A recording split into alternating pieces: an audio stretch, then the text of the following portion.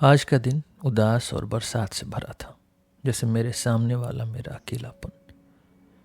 मेरे दिमाग में अजीब विचार उमड़ रहे हैं, मेरे अंदर एक अजीब बेचैनी है।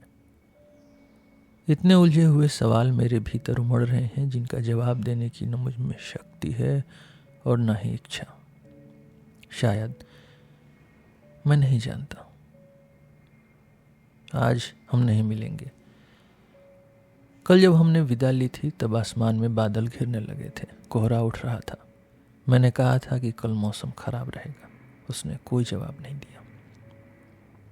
वह अपने मन के विरुद्ध कुछ भी कहने को तैयार नहीं थी। उसके लिए कल का दिन खूबसूरत था।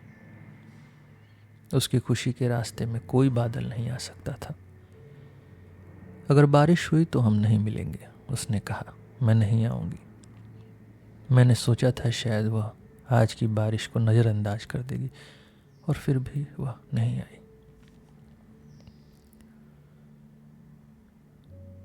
कल हमारी तीसरी मुलाकात थी, हमारी तीसरी सफ़ेद रात। जब दिल प्यार और आनंद से भरा हो तो जैसे सब कुछ हंसता हुआ लगता है, और यह खुशी बहुत संक्रामक होती है। कल वह कितनी कोमल थी, कितनी उदार थी मेरे प्रति, कितनी स्नेहमयी और चिंता से भरी थी।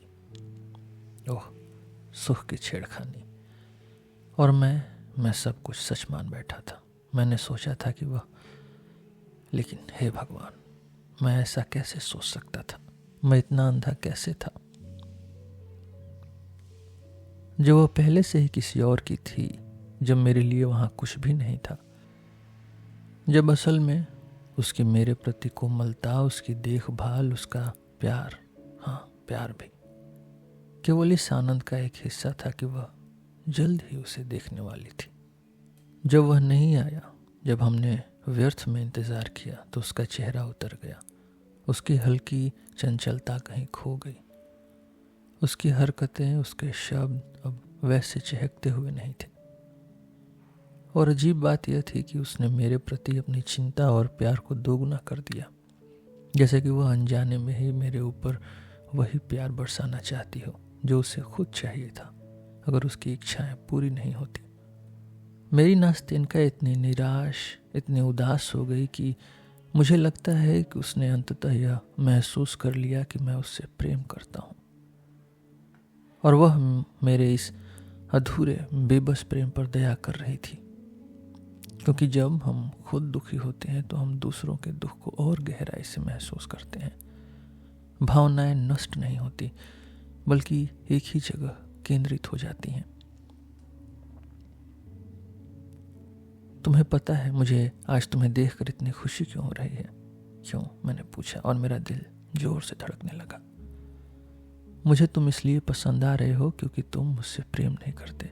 क्योंकि अगर कोई और होता तो वह मुझे तंग करता, मुझसे शिकायतें करता, दुख से आहें भरता, लेकिन तुम कितने अच्छे हो। फिर उसने मेरा हाथ इतनी जोर से दबाया कि मैं लगभग चिल्ला पड़ा। वह हंस पड़ी। हे भगवान, तुम कितने अच्छे दोस्त हो, उसने कुछ पल बाद गंभीर स्वर में कहा। भगवान ने तुम्हें मेरे पास भेजा है। अगर तुम नहीं होते तो मेरा क्या होता? तुम कितने निस्वार्थ हो, तुम कितने सच्चे हो। जब मैं शादी करूंगी हम बहुत अच्छे दोस्त बनेंगे। मैं तुमसे उतना ही प्यार करूंगी जितना उससे। मैं भीतर से बिखर गया। फिर भी मेरे दिल में जैसे कोई हल्की हंसी गूंज रही थी। तुम बहुत बेचैन हो, मैंने कहा। तुम डरी हुई हो, तुम्हें लगता है कि वह नहीं आएगा। ओह, उसने जवाब दिया। अगर मैं इतनी खुश नहीं होती तो शायद तुम्हारी इस बात पर रो पड़ती, लेकिन तुमने मुझे सोचने पर मजबूर कर दिया है। हाँ, मैं सचमुच थोड़ी चिंतित हूँ, थोड़ी परेशान, लेकिन बस अब भावनाओं की बात नहीं करेंगे। उसी पल हमने किसी के कदमों की आहट सुनी। अंधेरे में एक आकृति हमारी ओर बढ़ रही थी। हम दोनों चौंक गए। वह चिल्ला पड़ी, वह लगभग चिल्ला पड़ी। मैंने उसका हाथ छोड़ दिया और जाने के लिए एक हल्का सा कदम बढ़ाया, लेकिन हम गलत थे। वह नहीं था। तुम डर क्यों गए? उसने कहा। तुमने मेरा हाथ क्यों छोड़ा? फिर उसने मेरा हाथ दोबारा थाम लिया। आओ, हम उसका साथ में सामना करेंगे। मैं चाहती हूं कि वह देखे कि हम एक दूसरे को कितना पसंद करते हैं। हम एक दूसरे को कितना पसंद करते हैं, मैंने जोर से कहा। ओह नास्तिनका, नास्तिनका, मैंने सोचा, तुमने इस छोटे वाक्य में कितना कुछ कह दिया। कुछ विशेष क्षणों में ऐसा प्यार दिल को ठंडा कर देता है और आत्मा को भारी। तुम्हारा ठंडा हाथ है, मेरा जल रहा है। तुम कितनी अंधी हो नास्तिनका। ओह, कभी कभी एक खुश इंसान कितना असहनीय होता है, लेकिन मैं तुमसे नाराज नहीं हो सकता। मेरा दिल भर गया। सुनो नास्तिनका, मैंने कहा, क्या तुम्हें पता है मेरा पूरा दिन कैसे बीता? कैसे? बताओ, तुम अब तक चुप क्यों हो? पहले तो नास्तिनका, जब मैंने तुम्हारे सारे काम पूरे किए, तुम्हारा पत्र पहुंचाया, तुम्हारे अच्छे दोस्तों से मिला, तब मैं घर गया और सो गया। बस इतना ही, उसने हंसते हुए टोका। हाँ, लगभग इतना ही, मैंने जवाब दिया, अपने भीतर उमड़ते फुलिश आंसुओं को रोकते हुए। मैं हमारी मुलाकात से 1 घंटे पहले उठा और फिर भी मुझे लगा जैसे मैं सोया ही नहीं। मुझे नहीं पता कि मेरे साथ क्या हो रहा है। मुझे ऐसा लग रहा था जैसे समय वहीं रुक गया है, जैसे उस एक एहसास, उस एक भावना को मैं हमेशा के लिए अपने भीतर महसूस करता रहूंगा, जैसे एक क्षण हमेशा के लिए खींच गया हो और जैसे मेरी पूरी जिंदगी वहीं ठहर गई हो। हे भगवान, हे भगवान, नास्तिनका ने बीच में टोकते हुए कहा। इसका क्या मतलब है? मैं तो एक भी शब्द नहीं समझ पा रही। ओह नास्तिनका, मैंने धीमे स्वर में कहा, अभी भी एक बहुत हल्की उम्मीद के साथ। मैं किसी तरह से तुम्हें यह अजीब एहसास समझाना चाहता था। छोड़ो, चुप रहो, उसने कहा, और उसी पल वह मेरी नीयत को भांप गई। अचानक वह असाधारण रूप से चुलबुली, हंसमुख और शरारती हो गई। उसने मेरा हाथ पकड़ लिया, हंसी, चाहा कि मैं भी हंसूं। मेरी हर उलझी हुई बात पर वह जोर से हंसने लगी, जैसे उसने कोई खेल शुरू कर दिया हो। तुम जानते हो, उसने कहा, मुझे थोड़ा बुरा लग रहा है कि तुम मुझसे प्यार नहीं करते, लेकिन फिर भी मिस्टर गंभीर, मैं तुम्हें दोष नहीं दे सकती, क्योंकि मैं तुमसे हर बात बिना सोचे समझे कह देती हूँ। 11 बज गया, मैंने कहा, जब किसी दूर की मीनार से धीमी घंटी की आवाज आई। वह अचानक रुक गई, हंसना बंद कर दिया और घंटियां गिनने लगी। हाँ, 11 बज गए, उसने कहा। उसकी आवाज अब डरी हुई थी। मैं उसी क्षण पछताया कि मैंने उसे डरा दिया, उसे घंटियां गिनने पर मजबूर कर दिया। मैंने खुद को अपनी इस गलती के लिए कोसा। मुझे उस पर दया आ रही थी और मैं यह नहीं समझ पा रहा था कि मैं अपनी गलती का प्रायश्चित कैसे करूं। मैंने उसे दिलासा देने की कोशिश की, उसके न आने के 100 बहाने गिनाए, अलग अलग तर्क और सबूत दिए, लेकिन मैं जानता था, हम दोनों जानते थे, वो नहीं आएगा। सच में यह एक बेतुकी बात है, मैंने कहना शुरू किया, अपने तर्क की अद्भुत स्पष्टता की प्रशंसा करते हुए। सोचो तो सही, वह आ ही नहीं सकता था। नास्तिनका, तुमने मुझे इतना उलझा दिया कि मैं भी समय का हिसाब भूल गया। सोचो, हो सकता है उसे तुम्हारा पत्र मिला ही न हो। अगर उसने जवाब देने का सोचा हो तो वह आज कैसे आ सकता है? हो सकता है कि वह घर पर ही न हो और उसने अभी तक उसे पढ़ा भी न हो। कुछ भी हो सकता है। हाँ, नास्तिनका ने जल्दी से कहा, जैसे वह मेरी बातों में आश्वासन खोज रही हो। मैंने इस बारे में सोचा ही नहीं। हाँ, कुछ भी हो सकता है ना? लेकिन उसकी आवाज में कहीं कोई अनकही पीड़ा थी, जैसे कोई और विचार भीतर कहीं गूंज रहा हो, जिसे वह खुद स्वीकार नहीं करना चाहती थी। सुनो, उसने कहा, तुम कल सुबह जितनी जल्दी हो सके उसके घर जाओ। अगर कोई जवाब मिले तो तुरंत मुझे बताना। तुम जानते हो ना मैं कहाँ रहती हूँ। फिर उसने धीरे धीरे अपना पता दोहराया, जैसे डर हो कि मैं भूल जाऊंगा। फिर वह अचानक बहुत कोमल हो गई, जैसे मेरे प्रति कोई अज्ञात चिंता उसे सताने लगी हो। वह मेरी बातें ध्यान से सुनती रही, लेकिन जब मैंने कोई सवाल पूछा तो वह चुप रही, उलझन में पड़ गई और अपना चेहरा घुमा लिया। मैं उसकी आंखों में झांका। हाँ, वह रो रही थी। अरे, यह क्या कर रही हो? तुम इतनी भावुक कैसे हो सकती हो? कितनी बच्ची हो तुम, यह बचपना है। आओ, शांत हो जाओ। उसने जबरदस्ती मुस्कुराने की कोशिश की, खुद को संभालना चाहा, लेकिन वह कांप रही थी और उसका सीना भारी सांसों से उठ गिर रहा था। मैं तुम्हारे बारे में सोच रही थी, उसने कुछ देर की चुप्पी के बाद कहा। तुम इतनी अच्छी हो कि अगर मैं तुम्हारी कद्र न करूं तो मैं पत्थर से भी बदतर हो जाऊंगी। तुम जानते हो, अभी मेरे दिमाग में एक अजीब बात आई। मैं तुम्हारी और उसकी तुलना कर रही थी। क्यों वह तुम जैसा नहीं है? क्यों वह तुम जैसा अच्छा नहीं है, जबकि मैं उससे तुमसे कहीं ज्यादा प्यार करती हूँ? ओह नास्तिन का। मैंने कोई जवाब नहीं दिया। वह मेरे उत्तर की प्रतीक्षा करती रही। हो सकता है कि मैंने अभी तक उसे पूरी तरह समझा नहीं हो। तुम जानते हो, मैं हमेशा उससे थोड़ा डरती रही हूँ। वह हमेशा थोड़ा गंभीर लगता था, लेकिन मैं जानती हूँ कि उसके दिल में मुझसे ज्यादा कोमलता है। नहीं नास्तिन का नहीं, मैंने धीरे से कहा। इसका मतलब है कि तुम मुझसे खुद से भी ज्यादा प्यार करती हो। हाँ, मान लो ऐसा है, उसने मासूमियत से उत्तर दिया। लेकिन तुम जानते हो, मुझे अब एक और बात समझ आई है। मैं उसके बारे में नहीं कह रही हूँ, बस यूं ही सोच रही थी। क्या यह अजीब नहीं है कि हम सब भाई बहनों की तरह क्यों नहीं रह सकते? क्यों हर कोई अपने दिल की बात छुपाता है? क्यों हर कोई अपने असली एहसासों को दबा लेता है, जैसे वे उन्हें जाहिर करके किसी अन्याय को अंजाम देंगे? ओह नास्तिन का, यह बहुत सच बात है, मैंने कहा अपनी भावनाओं को दबाते हुए। नहीं नहीं, उसने गहरे भाव से कहा, तुम अलग हो। मैं नहीं जानती कि इसे कैसे कहूँ, लेकिन मुझे लगता है कि तुम अभी कुछ त्याग कर रहे हो, मेरे लिए कुछ कुर्बान कर रहे हो। वह अचानक चुप हो गई और झिझकते हुए मेरी ओर देखा। मुझे माफ कर देना अगर मैंने कुछ गलत कह दिया हो। मैं एक साधारण लड़की हूँ, मुझे जिंदगी का ज्यादा अनुभव नहीं है, लेकिन मैं बस यह कहना चाहती हूँ कि तुम्हारी एहसानमंद रहूंगी कि मैं सब कुछ महसूस कर रही हूँ।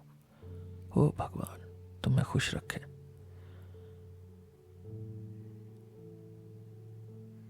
तुम बदल रहे हो, तुम वैसे नहीं हो जैसे खुद को बताया था। अगर कभी तुम किसी से प्यार करोगे तो भगवान तुम्हें उसके साथ खुश रखे। मैं तुम्हारी प्रेमिका के लिए कुछ नहीं मांगूंगी, क्योंकि मैं जानती हूँ कि वह तुम्हारे साथ हमेशा खुश रहेगी। मैं भी एक लड़की हूँ और इसलिए मुझे पता है। उसने मेरा हाथ मजबूती से दबाया। मैं इतना भावुक हो गया कि कुछ कह नहीं सका। कुछ मिनट यूं ही बीत गए। हाँ, यह साफ है कि वह आज नहीं आएगा, उसने आखिरकार धीरे से कहा। बहुत देर हो चुकी है। वह कल आएगा, मैंने आत्मविश्वास से कहा। हाँ, उसने कहा, जैसे वह खुद को समझाने की कोशिश कर रही हो। अब मुझे भी लग रहा है कि वह कल ही आ सकता है। खैर, अलविदा, कल मिलते हैं। अगर बारिश हुई तो शायद मैं नहीं आऊंगी, लेकिन परसों जरूर आऊंगी, चाहे कुछ भी हो। तुम्हें यहाँ रहना होगा, मैं तुमसे मिलना चाहती हूँ। फिर जब हम विदा हो रहे थे, उसने मेरे हाथ को थामा और सीधे मेरी आंखों में देखते हुए कहा, हम हमेशा साथ रहेंगे, है ना? ओह नास्तिन का, नास्तिन का। काश तुम जान पाती कि मैं कितना अकेला हूं। रात के 9 बजते ही मुझसे घर में बैठा नहीं गया। मैंने अपना ओवरकोट पहना और बाहर निकल पड़ा। भले ही मौसम खराब था। मैं वहीं गया जहां हम हर रात मिला करते थे और हमारी उस बेंच पर बैठ गया। फिर मैं उसके घर की गली तक भी चला गया, लेकिन दरवाजे से 2 कदम दूर खड़ा होकर लौट आया, बिना खिड़कियों की ओर देखे। मैं घर लौट आया। बहुत ठंडा, बहुत उदास दिन था। अगर मौसम अच्छा होता तो मैं पूरी रात सड़कों पर भटकता रहता, लेकिन कल वह मुझे सब बताएगी। लेकिन आज कोई पत्र नहीं आया। ये शायद पहले से मालूम था। शायद अब वे दोनों साथ हैं। हे भगवान, यह सब कैसे खत्म हुआ? यह सब कहाँ आकर रुका? मैं ठीक 9 बजे पहुंचा। वह पहले से वहां थी। मैंने उसे दूर से ही देख लिया। वह ठीक उसी तरह रेलिंग पर झुकी खड़ी थी जैसे पहली बार मिली थी। उसने मुझे आते हुए सुना तक नहीं। नास्तिन का, मैंने अपनी बेचैनी को दबाते हुए पुकारा। वह तुरंत मुड़ी। तो उसने जल्दी से पूछा, तो जल्दी बताओ। मैंने उलझन में उसे देखा। खत कहाँ है? क्या तुम खत नहीं लाए? उसने रेलिंग को कसकर पकड़ते हुए दोहराया, नहीं, कोई खत नहीं आया। मैंने आखिरकार कहा, क्या वह अभी तक तुमसे मिलने नहीं आया? वह डर से पीली पड़ गई और बिना हिले डुले मुझे लंबे समय तक देखती रही। मैंने उसकी आखिरी उम्मीद भी तोड़ दी थी। तो भगवान उसके साथ हो, उसने आखिरकार कांपती हुई आवाज में कहा। अगर वह मुझे ऐसे छोड़ सकता है तो भगवान उसके साथ हो। उसने अपनी नजरें झुका ली, फिर मुझे देखने की कोशिश की, लेकिन नजरें नहीं मिला सकी। कुछ मिनटों तक वह अपने जज्बातों से जूझती रही। फिर अचानक वह रेलिंग पर कोहनियां टिकाकर फूट फूट कर रोने लगी। ओह, मत रो, मत रो, मैंने कहना चाहा, लेकिन उसे देखकर मेरे पास कहने को कुछ भी नहीं था। मैं उसे क्या कहता? मुझे दिलासा मत दो, उसने कहा। उसके बारे में अब कुछ मत कहो। मत कहो कि वह आएगा, कि उसने मुझे इतना निर्दयी और अमानवीय तरीके से नहीं छोड़ा है। अब क्या फायदा? क्यों? क्या मेरी चिट्ठी में कुछ ऐसा था, उस अभागी चिट्ठी में?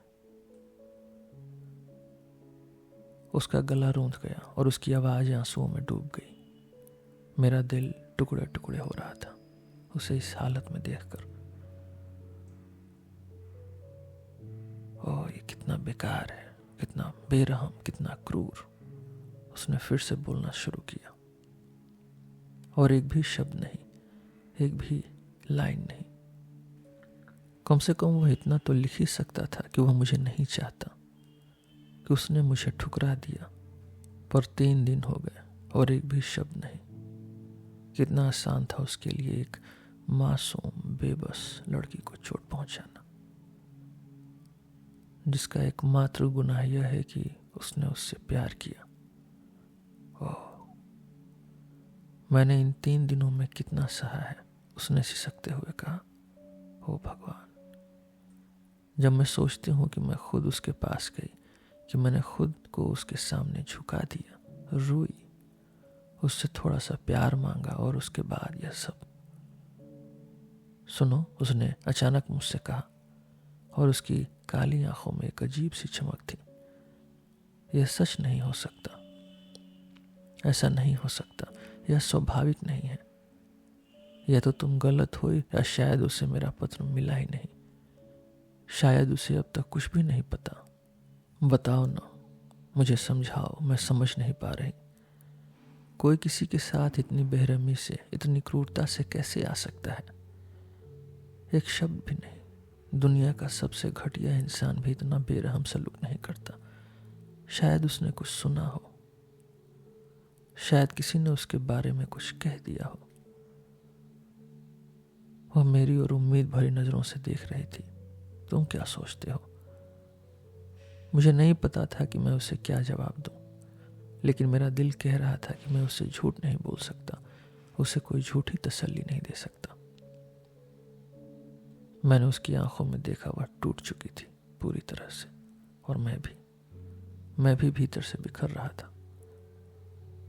सुनो नास्तिनका, मैं कल उसके पास जाऊंगा तुम्हारे नाम से।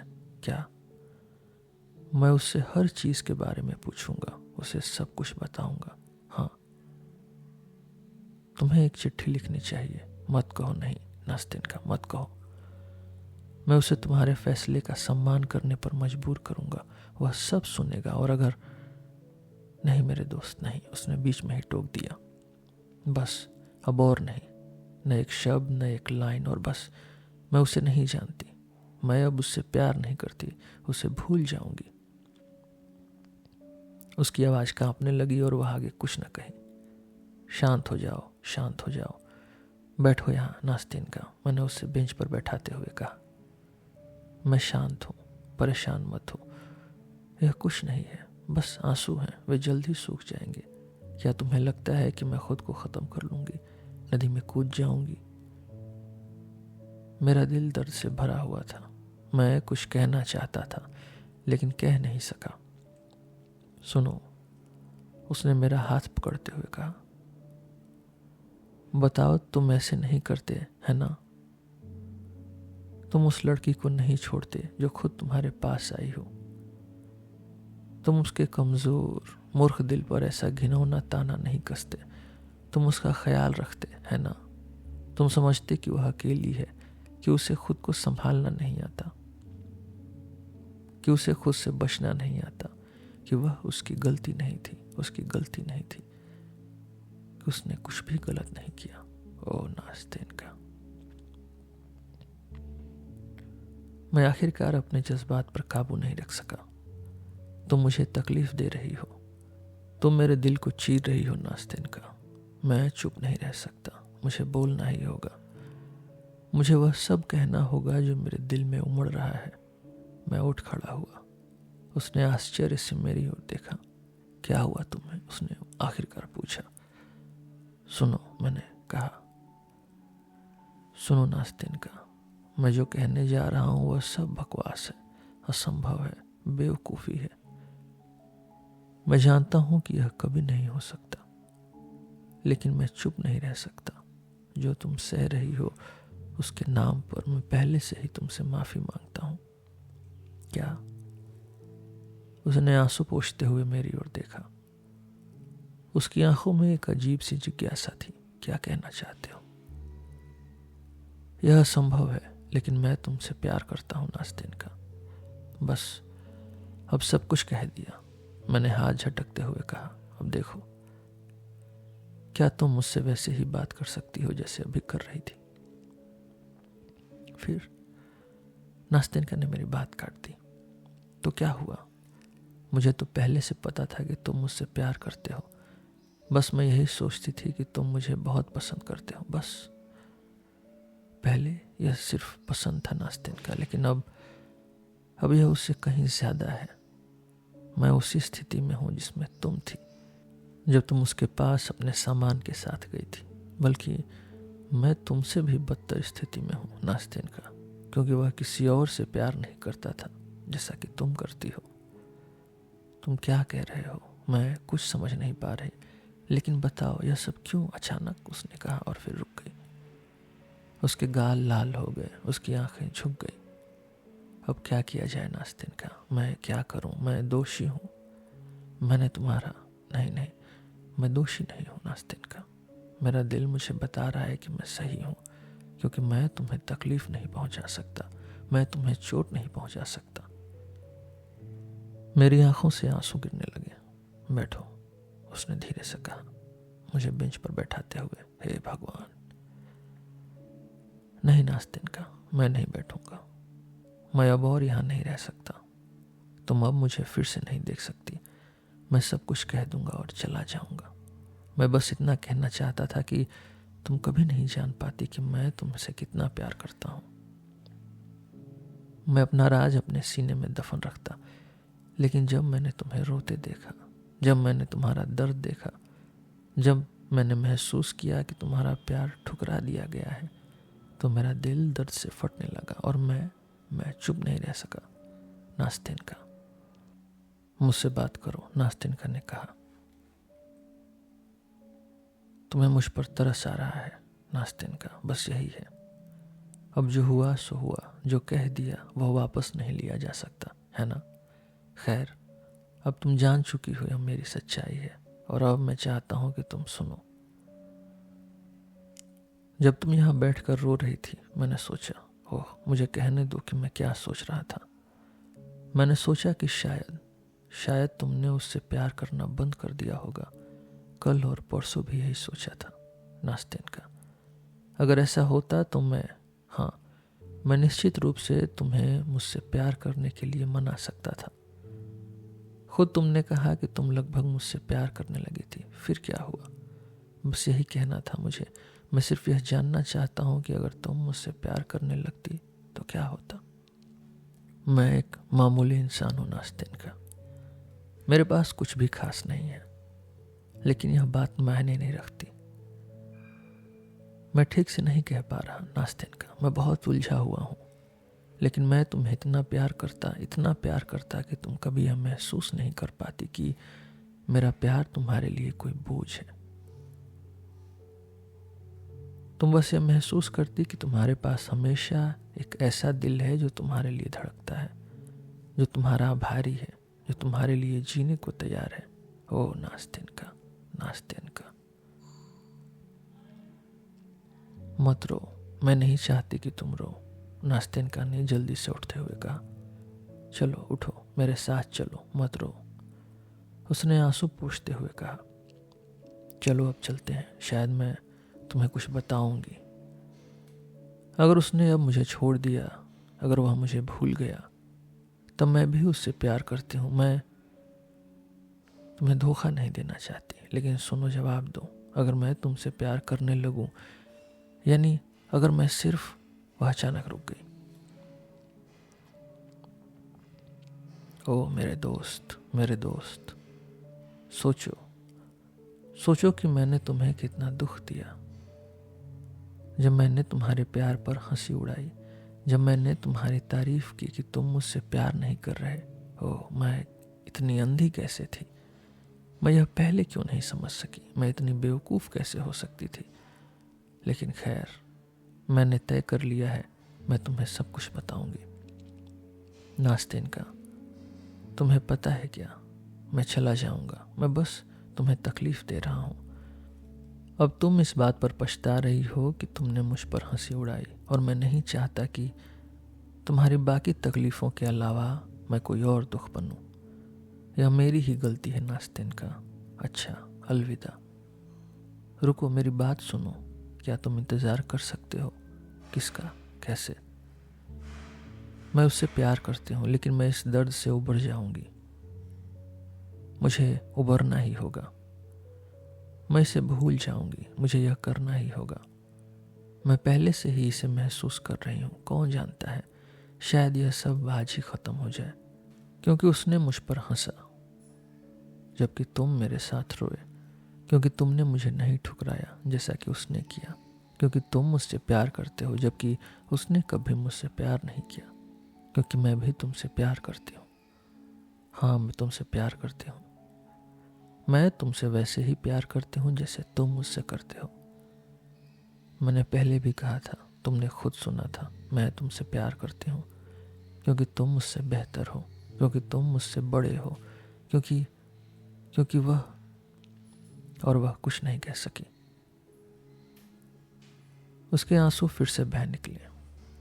उसने अपना सिर मेरे कंधे पर रखा, फिर मेरे सीने पर और फूट फूट कर रोने लगी। मैंने उसे चुप कराने की कोशिश की, उसे दिलासा दिया, लेकिन वह रोना बंद नहीं कर पाई। वह मेरा हाथ कसकर पकड़े रही और आंसुओं के बीच कहती रही, रुको रुको, यह अभी ख़त्म हो जाएगा। मैं तुम्हें कुछ बताना चाहती हूँ। तुम्हें यह नहीं सोचना चाहिए कि ये आंसू, यह कुछ नहीं है, यह सिर्फ कमज़ोरी है। बस रुको, थोड़ी देर में सब ठीक हो जाएगा। आखिरकार वह शांत हुई। उसने अपनी आंखें पोंछी और फिर हम साथ चलने लगे। मैं कुछ कहना चाहता था, लेकिन उसने मुझे रुकने को कहा। कुछ देर बाद उसने हिम्मत जुटाई और बोलने लगी। बात यह है, उसने एक कमजोर और कांपती हुई आवाज में कहा। आवाज में एक मीठा दर्द था। यह मत सोचो कि मैं इतनी हल्की हूँ, इतनी बेवफा हूँ कि मैं इतनी जल्दी भूल सकती हूँ। मैंने उसे पूरे 1 साल तक प्यार किया है और मैं कसम खाकर कहती हूँ कि मैंने कभी भी, यहाँ तक कि ख्यालों में भी उसे धोखा नहीं दिया। उसने मेरा अपमान किया है, उसने मुझे चोट पहुंचाई है। भगवान उसे माफ करे, लेकिन उसने मेरा दिल तोड़ दिया। मैं अब उससे प्यार नहीं करती, क्योंकि मैं सिर्फ उसी से प्यार कर सकती हूँ जो उदार हो, जो मुझे समझे, क्योंकि मैं खुद ऐसी हूँ और वह इसके काबिल नहीं। लेकिन कौन जानता है मेरे प्रिय दोस्त, उसने मेरा हाथ कसकर पकड़ा। कौन जानता है, शायद मेरा यह प्यार सिर्फ एक भ्रम था, एक गलत फहमी थी। शायद यह सिर्फ इसलिए शुरू हुआ क्योंकि मैं दादी के कठोर बंधनों में थी। शायद मुझे किसी और से प्यार करना चाहिए था, किसी ऐसे इंसान से जो मुझ पर तरस खाए, और वह अचानक रुक गई। लेकिन छोड़ो, अब हम इस पर और बात नहीं करेंगे, उसने जल्दी से कहा। उसकी सांसें तेज हो गई। मैं बस यह कहना चाहती थी कि अगर मैं अब भी उससे प्यार करती हूँ, या शायद करती थी, फिर भी अगर तुम यह कहते हो कि तुम्हारा प्यार इतना गहरा है कि यह मेरे पुराने एहसास को मिटा सकता है, अगर तुम मुझ पर दया कर सकते हो, अगर तुम मुझे मेरी तकदीर पर अकेला छोड़ना नहीं चाहते, बिना उम्मीद, बिना दिलासा, अगर तुम मुझे हमेशा वैसा ही प्यार कर सकते हो जैसे अब करते हो। वह फिर रुकी, गहरी सांस ली और धीरे से कहा, मैं कसम खाती हूँ, मेरा प्यार आखिरकार तुम्हारे प्यार के काबिल होगा। क्या तुम मेरा हाथ थामोगे? नास्तिन का, मैंने कांपते हुए पुकारा। नास्तिन का, ओ नास्तिन का। बस अब बहुत हो गया, उसने किसी तरह खुद को संभालते हुए कहा। अब सब कह दिया गया है ना? अब तुम खुश हो, मैं भी खुश हूं। अब इस बारे में एक शब्द भी नहीं, बस अब इसे ऐसे ही छोड़ दो, किसी और चीज की बात करो, भगवान के लिए। हाँ नास्तिन का, हाँ, अब बस, अब मैं खुश हूं, हाँ नास्तिन का। अब किसी और चीज की बात करते हैं, जल्दी से। हाँ, मैं तैयार हूं। हम दोनों चुप हो गए। हम हंसते, रोते, बेतुकी बातें करते, फिर अचानक सड़क पार कर लेते, फिर वापस मुड़ जाते, फिर किसी कोने में खड़े हो जाते। हम छोटे बच्चों की तरह बर्ताव कर रहे थे। अब मैं अकेला रहता हूँ नास्तिन का, मैंने शुरू किया, लेकिन कल से तुम जानती हो नास्तिन का, मैं गरीब हूँ। मेरे पास सिर्फ 1200 रूबल हैं, लेकिन इससे क्या फर्क पड़ता है? बिल्कुल नहीं। और दादी की पेंशन भी है, तो वह कोई बोझ नहीं बनेगी। हमें दादी को साथ रखना होगा। बिल्कुल, दादी को तो रखना ही होगा, लेकिन मात्रोना, हाँ, और फ्योकरा भी है। मात्रोना अच्छी है, लेकिन उसकी एक कमी है, उसमें जरा भी कल्पना नहीं है नास्तिन का, बिल्कुल नहीं। लेकिन वह भी कोई बड़ी बात नहीं, कोई बात नहीं। वे दोनों एक साथ रह सकते हैं, लेकिन तुम कल ही हमारे पास आ जाओ। तुम्हारे पास? कैसे? अच्छा, मैं तैयार हूँ। हाँ, हमारे यहाँ ऊपर का कमरा खाली है। पहले वहाँ एक बूढ़ी औरत रहती थी, लेकिन वह चली गई। दादी चाहती हैं कि वहाँ कोई नौजवान रहे। मैंने पूछा, क्यों दादी? और उन्होंने कहा, अरे क्योंकि मैं बूढ़ी हूँ। फिर हंसकर बोली, लेकिन नास्तिन का, ऐसा मत सोचना कि मैं उसे तुम्हारे लिए पति बनाना चाहती हूँ। तब मुझे समझ आ गया कि वह क्या सोच रही थी। ओ नास्तिन का, हम दोनों जोर से हंस पड़े। बस अब बहुत हुआ, लेकिन तुम रहते कहाँ हो? मैं भूल गई। वहाँ एक्स पुल के पास, बारानीडो बिल्डिंग्स में। अच्छा, वह बड़ी इमारत? हाँ, वही बड़ी इमारत। वो मुझे पता है, अच्छी जगह है, लेकिन तुम जल्दी ही उसे छोड़ दो और हमारे पास आ जाओ। कल ही नास्तिन का, कल ही। किराए का थोड़ा बकाया है, लेकिन वह कोई बड़ी बात नहीं, मुझे जल्द ही वेतन मिल जाएगा और मैं भी शायद पढ़ाने लगूं, कुछ सीखूंगी और फिर ट्यूशन दूंगी। कमाल, और मुझे जल्द ही बोनस मिलने वाला है। तो कल से तुम हमारे किराएदार बन जाओगे और हम द बार्बर ऑफ सेविले देखने चलेंगे। वे इसे फिर से दिखाने वाले हैं।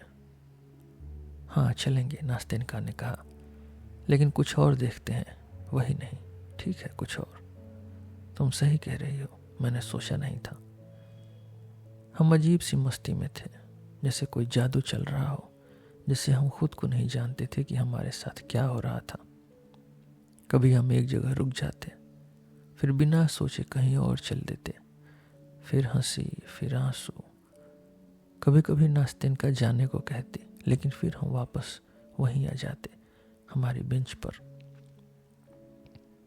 अब मुझे सच में घर जाना चाहिए, बहुत देर हो गई है, नास्तेनका ने कहा। हमें अब बचपना छोड़ देना चाहिए।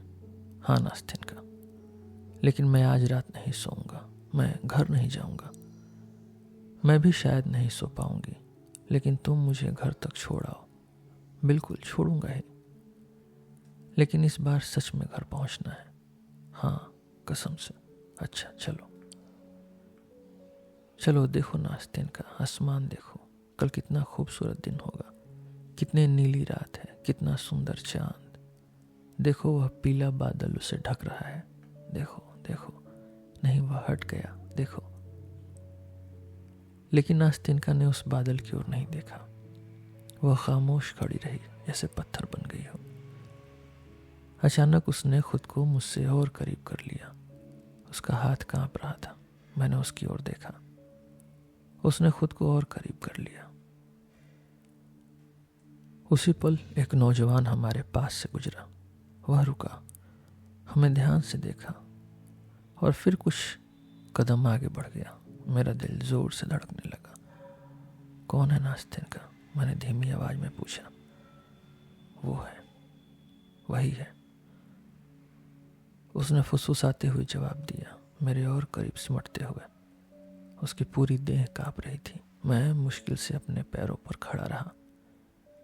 नास्तेनका, नास्तेनका, यह तुम हो? एक आवाज हमारे पीछे से आई और उसी पल वह नौजवान हमारी ओर तेजी से बढ़ा। हे भगवान! नास्तेनका ने कैसी चीख मारी, कैसे वह खुद को मुझसे छुड़ाकर उसकी ओर भागी। मैं बस खड़ा देखता रह गया, जैसे मुझ पर कोई पहाड़ टूट पड़ा हो। लेकिन उसने मुश्किल से उसका हाथ थामा था, मुश्किल से खुद को उसकी बाहों में झोंका था। जब वह दोबारा मेरी ओर मुड़ी, एक पल में वह मेरे पास थी और इससे पहले कि मैं कुछ समझ पाता, उसने अपने दोनों हाथ मेरे गले में डाल दिए और मुझे एक गर्म कोमल चुंबन दिया। फिर बिना कुछ कहे वह फिर उसकी ओर भागी, उसका हाथ थामा और उसे अपने साथ ले गई। मैं बहुत देर तक खड़ा उन्हें देखता रहा। आखिरकार वे दोनों मेरी आंखों से ओझल हो गए। रात सुबह में बदल गई। बाहर बारिश हो रही थी। खिड़की के कांच पर उदास बूंदें गिर रही थी। कमरे में अंधेरा था। बाहर भी धुंध छाई थी। मेरा सिर भारी था, शरीर टूट रहा था, जैसे हल्का बुखार अंदर ही अंदर बढ़ रहा हो। साहब आपके लिए एक चिट्ठी आई है, डाकिया देकर गया है। मात्रोना ने मेरे पास झुकते हुए कहा। चिट्ठी? किसकी? मैं कुर्सी से उछलकर खड़ा हो गया। नहीं मालूम साहब, देख लीजिए, शायद लिखा हो कि किसने भेजा है। मैंने जल्दी से सील तोड़ी। वह उसकी चिट्ठी थी। ओह, मुझे माफ कर दो, माफ कर दो। मैं तुम्हारे आगे घुटनों पर गिरकर विनती करती हूँ, मुझे माफ कर दो। मैंने तुम्हें भी धोखा दिया और खुद को भी। यह एक सपना था, एक मृग तृष्णा। आज मेरा दिल तुम्हारे लिए तड़प रहा है। माफ कर दो, माफ कर दो। मुझे दोष मत दो, क्योंकि मैंने तुम्हारे प्रति अपना मन नहीं बदला। मैंने कहा था कि मैं तुम्हें प्यार करूंगी और मैं अब भी करती हूँ, बल्कि और भी ज्यादा करती हूँ। हे भगवान, काश मैं तुम दोनों को एक साथ प्यार कर सकती। काश तुम वही होते। काश वह मैं होता, उसके शब्द मेरे दिमाग में गूंजने लगे। मैंने याद किया, नास्तेन का, तुम्हारी बातें। भगवान ही जानता है मैं तुम्हारे लिए अभी क्या क्या करने को तैयार हूँ।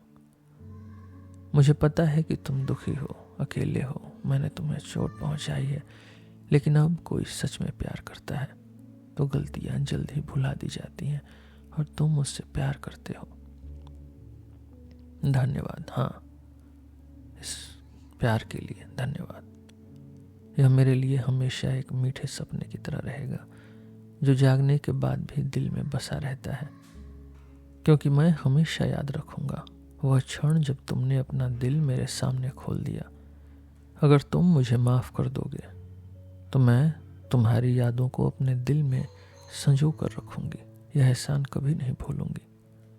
मैं तुम्हारी यादों को सहेज कर रखूंगी। मैं उन्हें कभी धोखा नहीं दूंगी, क्योंकि मेरा दिल बहुत वफादार है। वह कल कितनी जल्दी लौट आया उसके पास जिसके लिए वह हमेशा से धड़कता था। हम मिलेंगे, तुम हमसे मिलने आओगे, तुम हमें छोड़कर नहीं जाओगे, तुम हमेशा मेरे लिए एक दोस्त बने रहोगे। और जब तुम मुझे देखोगे तो मेरा हाथ थामोगे, है ना? तुम मुझे माफ कर चुके हो, है ना? तुम मुझसे पहले जैसा प्यार करते हो। ओह, मुझसे प्यार करो, मुझे अकेला मत छोड़ो, क्योंकि मैं इसी क्षण तुमसे बहुत प्यार करती हूँ, क्योंकि मैं तुम्हारे प्यार के लायक हूँ, क्योंकि मैं इसे पाने के काबिल बनूंगी, मेरे प्रिय।